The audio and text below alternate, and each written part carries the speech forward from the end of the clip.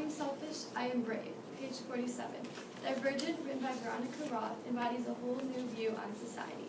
This society is based off of different groups which work together to help the society function properly. Abnegation, the selfless; amity, the kind; candor, the honest; dauntless, the brave; and erudite, the intelligent. These kids, once they reach 16, take an aptitude test which tells them which group they belong in. Tris, the main character, was ruled as divergent, a dangerous person to society because she fit into many groups and not just one. She chose to be dauntless and must go through a hard initiation process to become a member.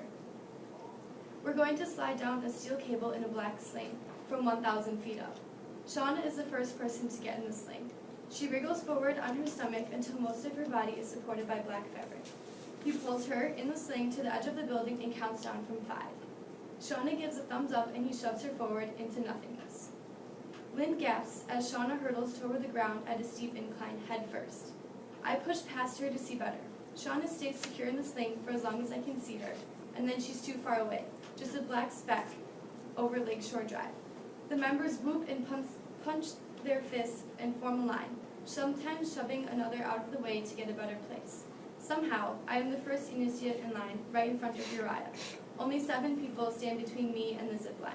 Still, there is a part of me that groans. I have to wait for 7 people? It is a strange blend of terror and eagerness, unfamiliar until now. None of the members seem at all afraid. They act like they have done this 1,000 times before. And maybe they have, but when I look over my shoulder, I see that most of the initiates look pale or worried, even if they talk excitedly to one another. What happens between initiation and membership that turns panic into delight, or do people just get better at hiding their fear? 3 people in front of me. Another sling, a member, gets in feet first and crosses her arms over her chest. 2 people. A tall, thick boy jumps up and down like a child before climbing into the sling and lets out a screech as he disappears, making the girl in front of me laugh. 1 person.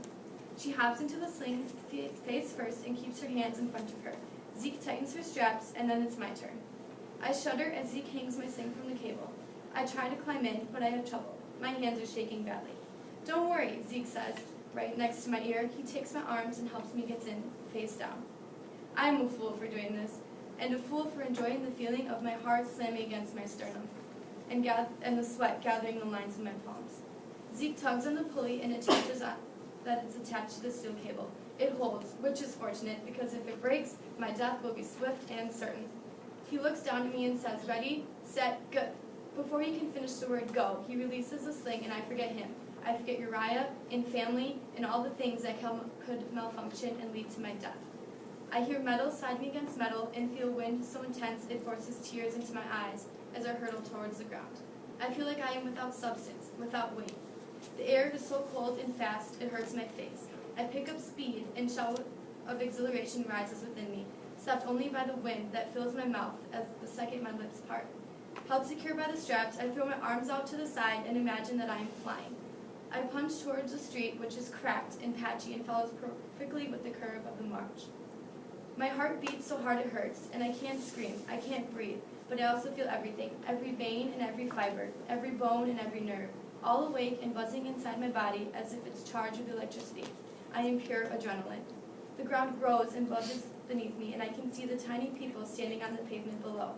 I should scream like any rational human being would, but when I open my mouth again, I just cry with joy. I yell louder, and the figures on the ground pump their fists and yell back.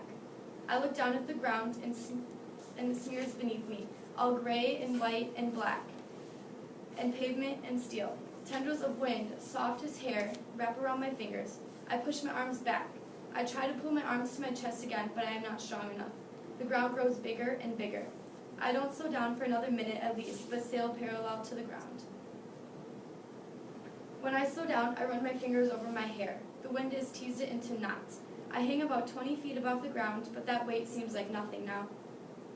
I reach behind me and work to undo the straps holding me in. My fingers shake, but I still manage to loosen them. A crowd of members stands below. They grasp one another's arms, forming a net of limbs beneath me. In order to get down, I have to trust them to catch me. I have to accept that these people are mine and I am theirs. It is a braver act than sliding down the zip line. I wriggle forward and fall. I hit their arms hard. Wrist bones and forearms press into my back, and then palms wrap around my arms and pull me to my feet. I don't know which hands hold me and which hands don't. I see grins and hear laughter.